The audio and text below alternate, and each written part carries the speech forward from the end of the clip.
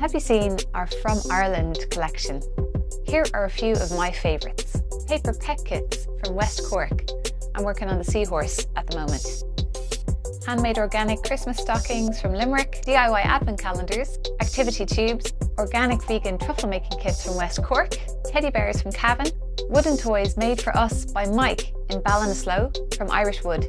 Pencil cases upcycled from broken wetsuits. Oona and Baba plushies from Cartoon Saloon, the Irish animation house that makes Puffin Rock. Beeswax birthday candles from Brookfiled Farm in Tipperary. And two that I created myself.